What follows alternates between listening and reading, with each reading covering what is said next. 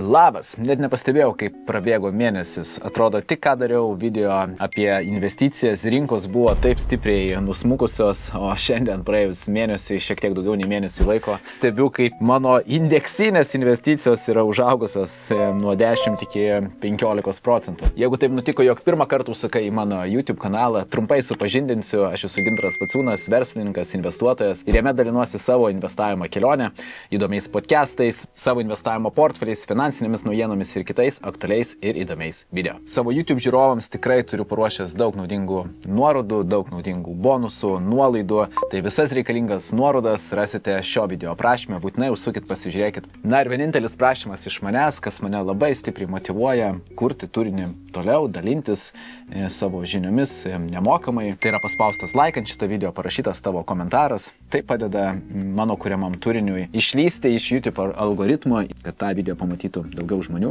Na ir žinoma, jeigu patinka mano kūrimas turinys ir nori nepraleisti mano naujų video, į savaitę aš sukuriu bent jau 2 video. Dažniausiai vienas podcastas ir kažkas susijęs su ekonomika ar su investavimu ar mano investavimo portfeliais. Tai paspausk subscribe mygtuką ir tikrai tų video nepraleis. Nuo tokį video, kurį aš darau dabar, aš darau kiekvieną mėnesį, nors turiu tikrai ne vieną investavimo portfelį. Ilgą laiką norėjau padaryti eksperimentinį portfelį, nes dažnai dalinuosi su žmonėm, kad investuok į S&P 500 arba ten viso pasaulio fondą ir turėsi atitinkamas grąžas, arba rodau per savo seminarus ar mokymus, yra kokia istorija, kiek istoriškai buvo galima pasiekti. Jeigu būtum įnešęs tiek pinigų, tiek turėtum pinigų, ir kalbu apie vadinamą dollar cost averaging strategiją, kur kiekvieną mėnesį investuoji pinigus ir turėti tinkamus vidurkius. Ir teoriškai viskas atrodo ok, bet žmonės dažnai nori matyti praktiškai. Tai aš nusprendžiau kiekvieną mėnesį investuoti pinigus. Aš ir taip tą darydavau, bet nerodydavau, galbūt nes man tai atrodydavo elementaru ir galbūt dalindavausi su žmonėm daugiau savo dividendiniais portfeliais, pasyvių pajamų portfeliais, bet supratau, kad iki pasyvių pajamų ir iki dividendinių portfelių dažnam yra toli, nes reikia ir prisimti didesnį riziką ir nebūtinai tai aplenks rinką ir indeksus, reikia didesnio kapitalo ir daugiau pozicijų turi įsiskirstyti, jeigu nori dividendinės kompanijas. Ne visiems ta strategija atitinka. Tai nusprendžiau padaryti investavimo kelionę, galės matyti kiekvienas žiūrovas ir praėjus pusę metų metams, 5-10 metų pamatyti, ką reiškia investuoti nuolatos, nuosekliai kiekvieną mėnesį ir kokius rezultatus galima atitinkamai turėti, investuojant tiesiog labai paprastai skiriant 5 minutės savo laiko kiekvieną mėnesį ir investuojant į populiariausius laiko patikrintus fondus. Nors daugybė akcijų persidengia, aš galėsiu parodyti skirtumus, bet tam tikrais momentais vienas fondas gali performinti geriau, kitas fondas performinti prasčiau. Ir dabar aš turėjau 3 fondus, į kuriuos aš investavau, tai yra S&P 500, viso pasaulio fondą, technologijų 100 ir nusprendžiau prie šito eksperimento prijungti dar Berkshire Hathaway, Warreno Buffetto kompaniją, tai pirkti ne fondą, o akciją, nes Warrenas, kaip žinia, bytina rinką ir aplenkė S&P 500, jo vidurkis kompanijos yra daugiau nei 20%. Investuosiu iš viso į 4 pozicijas, vidutiniškai kažkur po 300 eurų, priklausys nuo laikotarpio, tam tikrais momentais pakritimo laikotarpiais galbūt suinvestuosiu ir daugiau, o galbūt prie šito eksperimento ir prijungsiu dar tam tikras leverage pozicijas, tai labai priklausys nuo rinkos, nuo jūsų įsitraukimo. Kuo labiau matysiu, kad jums yra įdomu ir aktualu, tuo labiau galbūt prijungsiu dar kažkokiu ir papildomų aktyvių veiksmų, kad dar labiau padidinti investicinę grąžą. Pasižiūrėkime į ekraną, kaipgi mums čia sekasi. Kaip jau ir minėjau, mano investicijas nemokamai galite sekti užsiprenumeravę mano investavimo portfelius. Čia yra vienas iš jų, kitas yra pasyvių pajamų dividendinis portfelis, kuris generuoja daugiau nei 20% dividendinių išmokų. Artimiausiu metu aš jį planuoju šiek tiek pakoreguoti, parduoti tam tikras pozicijas ir papildyti naujom. Padarysiu apie tai atskirą video, kodėl ką parduodu ir kodėl ką papildau. Jeigu naudojatės tuo pačiu brokeriu, kuriuo naudojuosi ir aš, tai yra Freedom24 ir turite atsidarę sąskaitą, jeigu neturi, tai galite ją nemokamai atsidaryti, pasinaudoję mano referalinių linkų. Jums tai papildomai nieko nekainuos, aš galiu gauti papildomą bonusą, o taip pat jūs užsiregistravę per mano nuorodą galite gauti nemokamą akciją iš Freedom24, kurios vertė bus iki $1000. Atsidarę investavimo sąskaitą, jūs galėsit nemokamai pasiekti mano investicijas, užsiprenumeruoti mano investavimo portfelius. tą galite padaryti tik per kompiuterio naršyklę. Ir kai aš tik kažką pirksiu ar parduosiu, jūs gausit visą laiką e-mail pranešimus. Realiu laiku galėsit žiūrėti, ką aš veikiu, gauti patys investavimo idėjų kažkokių, o galbūt ir pakopijuoti tam tikrus mano žingsnius, jeigu žinoma įsivertinsit ir jums mano žingsniai irgi atitinka. Aš visas 3 šitas pozicijas PIL, ANAF ir BBCE pirkau balandžio 4 dieną, pirkau visas 3 pozicijas. Tai viso pasaulio fondas užaugo 10,5%, S&P 500 uždirbo mažiau negu viso pasaulio fondas. Šiaip keista, reikės pasižiūrėti, kodėl taip įvyko. Na ir žinoma, technologijų šimtukas uždirbo beveik 16%, tai vadinasi, atitinkamai atšoko ženkliai daugiau. Tai kaip matot, mano pirkimas buvo balandžio 4 dieną, tai yra pačiam dugne pavyko nupirkti Nasdaq'o šimtuką. Kaip matot, koks yra atšokimas, buvo nuo 13,6, 13,7 iki 16. Aišku, iki all-time high'aus dar trūksta 18,4, bet aš manau, kad laiko klausimas, kada mes grįšim į all-time high'ų ir viršysim jį. Dabar metas investuoti, mano manimu, kaip ir visada yra geras metas investuoti į indeksus. Nėra blogo metų investuoti, jeigu investuoti ilgojo laikotarpio. Pakritimo laikotarpiais atvirkščiai galima investuoti atitinkamai daugiau pinigų. Ypač po pasirodžiusio ketvirčio ataskaitų 80% kompanijų, kaip sakyti, įvykdė, išpildė lūkesčius investuotojų, tai rezultatai tikrai yra puikus, kai tarifai buvo šiek tiek atidėti, pažaboti, akcijų kaina važiuoja į viršų, o su akcijų kaina važiavimo viršų važiuoja ir fondai viršų, bet apie tai mes dar ir pakalbėsim. Na, praktiškai identiška situacija yra su viso pasaulio fondu. Aš pirkau po 113, kaip matot, vėlgi atitinkamą atšokimą. Na, ir su S&P 500 principas yra labai panašus. Na ir čia mums reikėtų grįžti šiek tiek į Just ETF, tai yra puslapis, kuriame jūs tikrai galite surasti visą informaciją apie europinius ETF-us, tiek kokius mokesčius mokat, ar akumuliuojantis, ar distributing, SIN kodus, IDA, holdingus, visą informaciją. Tai grafikai labai panašus, nes didelį svorį labai šituose fonduose turi top 10 holdingo, tai ypač technologinės kompanijos, kurios šiuo laikotarpiu labiausiai ir sviravo, galima taip pasakyti, turėjo didžiausią pakritimą, na ir aišku, po to didžiausią atšokimą. Tai jeigu paimsiu technologijų šimtuką, 50% jo sudaro Apple, Nvidia, Microsoft, Amazon, Broadcomas, Meta, Netflixas, Tesla, Alphabet, Google'as, ne? 50%. Viso pasaulio fondą 20% sudaro praktiškai identiškos kompanijos, o S&P 500 33% sudaro praktiškai identiškos kompanijos, tai yra Amerikos rinka. Amerikos rinka apskritai yra S&P 500 ir technologijų šimtukė. Jeigu mes pasižiūrėsim į viso pasaulio fondą šitą, tai jisai bus labiau diversifikuotas po pasaulį. Šiuo atveju dėl šios priežasties, kaip matėte, jisai netgi bytino S&P 500 šį mėnesį šiuo atšokimo laikotarpiu. Jeigu mes kalbame apie Berkshire Hathaway kompaniją, tai yra Warren Buffetto kompanija, norėtume investuoti jos A klasės akciją, tai reikėtų suinvestuoti $759 000, kad įsigyti vieną akciją. Dėl to jos B klasės akcijas galima įsigyti per biržą šiek tiek pigiau. Būtent aš jas ir perku. Šiek tiek pigiau, ženkliai pigiau. Yra $500. Berods buvo didžiausias pikas dabar 539, bet po metinio akcininkų susirinkimo Warrenas Buffettas paskelbė, kad atsistatydina iš Berkshire Hathaway direktoriaus pareigų ir užleidžia vietą kitam. Ovacijos buvo stovimos, plojimai, ilgą laiką, gal 10 minučių plojo Warrenui Buffettui už jo visą darbą ir indėlį apskritai pasaulyje ir investavimo industrijoje. Investuotojai šiek tiek tam tikri suabejojo. Patarimų, kur ir kaip investuoti, Warrenas neatsitraukė, tik tai sakė, kad jisai nebepriiminės galutinių sprendimų, o priiminės naujas direktorius. Tai lėmė, kad šiek tiek akcijų kaina, kaip matot grafike, pavažiavo žemyn, bet aš ją pirkau 21 dieną, va čia pirkau. Visai neblogam taške nupirkau, bet žiūrint ilgalaikę perspektyvą, mano tikslas nėra trumpuoju laikotarpiu čia kažką sutreidinti, o labiau jums parodyti, ką galima turėti, kokius vidurkius galima turėti, investuojant į šiuos 3 fondus ir į Berkshire Hathaway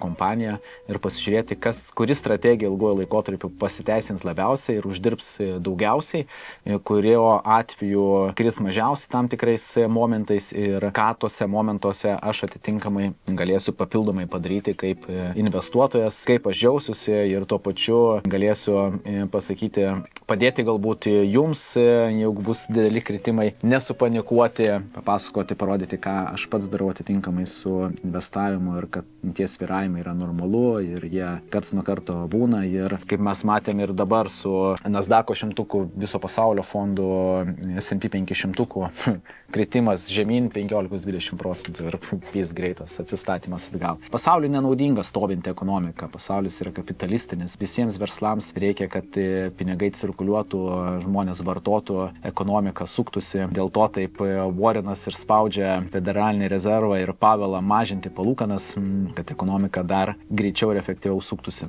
Tai gerai, chebrytė, aš nieko nelaukdamas noriu pasipildyti savo investicijas. Turiu tiek eurų, tiek dolerių. Kaip ir sakiau, nebandysiu aš čia labai taiminti rinkos. Galima tą daryti, bet galbūt tam tikrais momentais susidėsiu limit orderius, bet noriu kaip įmanoma mažiau laiko gaišti ties šituo portfeliu, įrodyti, kad tiesiog prisėdus ir persivedus pinigus ir nusipirkus kiekvieną mėnesį investicijas, kokius vidurkius jūs galėsit turėti, nebandydami taiminti rinkos, tiesiog taikydami dollar cost averaging strategiją. Aišku, tam tikrais momentais, kada rinka bus pavažiavus žemyn, aš pasistengsiu nupirkti, pasipildyti didesnių mastų pozicijas ir akcentuoti, kad tai yra labai geras metas susipirkti. Mano manimu, ir dabar yra labai geras metas susipirkti. Rinka vis dar yra pakritime nuo savo aukščiausio taško apie 10%. Praėjęs mėnuo, jo mes pirkom kažkur po 350 ir už 500, pirkim dabar, tarkim, 20 vienetų,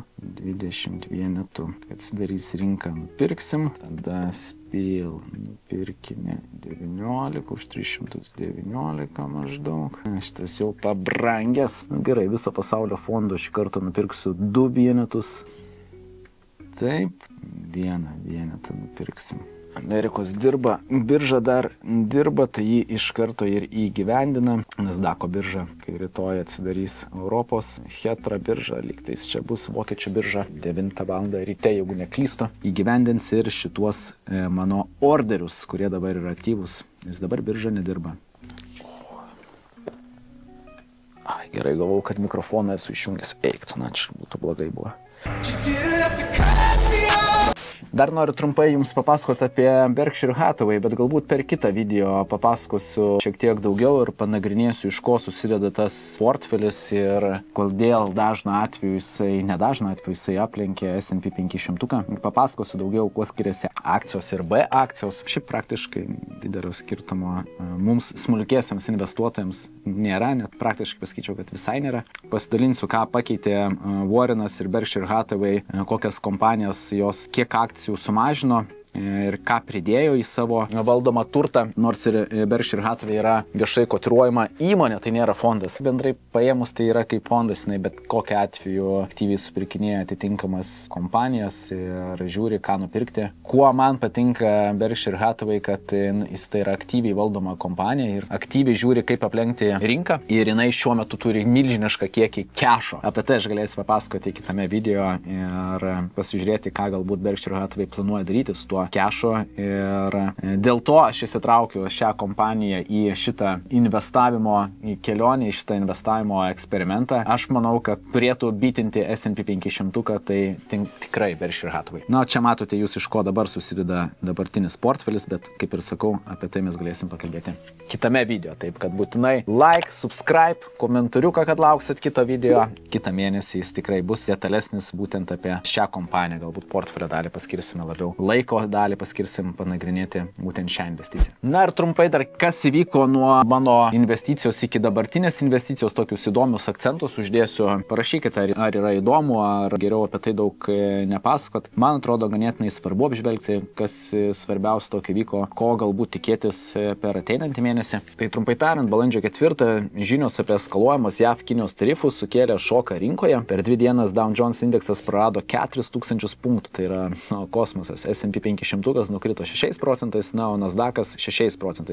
Kaip žinia, balandžio 4 dieną aš ir dariau investicijas. Investuotojai, žinoma, įsigando, abipusė prekybos kariai barjerai stums ekonomiką į recesiją. Bet tai buvo tik tai geri Trumpo žaidimai. Trumpas yra kosminis darybininkas, kaip pagalvojam. Na ir aišku, tai buvo aštriausias savaitinis kritimas nuo 2020 metų pandemijos pradžios. Ir žinokit, po to turėjom aukščiausią kilimą. Nežinau, kiek metų nebuvo tokio, kad 9 dienas ar kiek dienų iš eilės buvo kilimas. Tai bendrai paėmus mano bendrai investicijos ir mano portfelis tą dieną gerokai smuktelėjo žemyn. bet tai buvo labai gera diena užsipirkimui. Na, kalbant apie centrinių bankų niuansus, tai balandžio pradžioje be prekybos karo toliau tvyrojo įtampa dėl infliacijos ir palūkanų. Tačiau išėjo netikėtai geri JAV darbo rinkos duomenys. Kovo mėnesį sukurta daugiau darbo vietų nei tikėtasi. Na ir Pavelas ramino, kad ekonomika dar tvirta, nors rizikos padidėjusios. Šios žinutės padėjo kiek apraminti rinką po pradinių išpardavimų. Na ir šioje vietoje prasidėjo stumdymasis Trumpo ir Pavelo dėl palūkanų ir klausimas, kaip tas stumdymasis baigsis. Aš manau, kad neatsilaikys labai daug Pavelas ir greitų metų turėtų sumažinti palūkanas iki europinių, kas mano manimu būtų logiška. Na ir kas vyko toliau, tai po staugaus kritimo lėtai, bet užtikrintai rinkai ėmė vėl kilti ir jau balandžio pabaigoje S&P 500 beveik atgavo prarastas pozicijas. Tai gegužės 1-2 dienomis daugelis indeksų mušė rekordus. Berkshire akcija gegužės 2 dieną buvo pasiekusi savo rekordą, apie tai mes jau kalbėjome, aš rodžiau po to, dėl ko pavažiavo žemyn. Na ir žinoma, didžiausias katalizatorius buvo optimizmas, kad JAF ir Kinija susės prie stalo. Ir būtent tai ir įvyko, nes tai buvo iš pat pradžių gandai, bet gegužės 12 dieną įvyko proveržis Ženevoje, paskelbta apie visišką perkrovimą prekybos santykiuose tarp JAF ir Kinijos. Abi pusės susitarė šioje vietoje ir laikinai sumažino tarpusavio tarifus. JAF nuo 105 iki 30, Kinija nuo 125 iki 10. Ten buvo bairis kosmosėlis, kad jau ten duoda 130, 105, 110. Koks skirtumas, jau čia yra nebe žmoginiški tarifai, neįmanoma prekiauti turint apskritai daugiau nei ten kokius 50% tarifus, tai yra be šansų. Na ir žinoma, rinkos sureagavo euforiškai, S&P 500 per dieną pašoko 3%, Nasdaqas 4,3% ir praktiškai susigrąžino visus balandžio nuostolius. Na ir žinoma, kaip ir matėt, kaip ir rodžiau prieš tai, portfelis šovė į viršų. Na ir kalbant apie Moody reitingo smūgį ir obligacijas, tai yra šiaip ganėtinai svarbi tema, nežinau, gal net reikėtų atskirą video apie tai pakalbėti. Gegužės 19 dieną reitingo agentūra Moody pablogino JAV skolos reitingo perspektyvą, atkreipdama dėmesį į augančią skolą ir biudžeto deficitą. Tai kiek aptemdė nuotaikas, investuotojai susirūpino, kad JAV skola brangs, palūkanos kils greičiau, o tai gali lėtinti ekonomiką. Obligacijų pajamingumai pašoko iki aukščiausio lygio nuo 2023 metų pabaigos. Na ir mūsų portfelėje tai atsiliepia labiausiai ANAF fondui, mažiausiai Berkshire akcijai. Dažniausiai Warreno kompanija laikoma tokiu net apsidraudimo nuo per didelio rinkos įkarščių. Per tokius persiorientavimus gali išlaikyti vertę ženkliai geriau. Na ir kalbant apie įmonių rezultatus, tai balandžio pabaigoje, gegužės pradžioje visą laiką daugelis S&P 500 kompanijų skelbė pirmo ketvirčio rezultatus. Bendras vaizdas buvo tikrai neblogas, apie 80% kompanijų pranoko pelno lūkesčius. Na ir tai aišku atsispindėjo akcijų kainoje ir akcijų atitinkamai augime, o su akcijų augimu augo ir atitinkamai fondai. Tai tiek trumpai, mano mėly. Ačiū, kad esat kartu, ačiū, kad investuojat, ačiū, kad domitės, ačiū, kad rūpinatės savo ateitimi ir dabartimi. Kaip ir sakiau, visas reikalingas nuorodas rasite šio video aprašyme ir kad nepraleistumėt mano naujausių video, nepamirškit prenumeruoti mano kanalą. Pasimatom kitose video. Iki!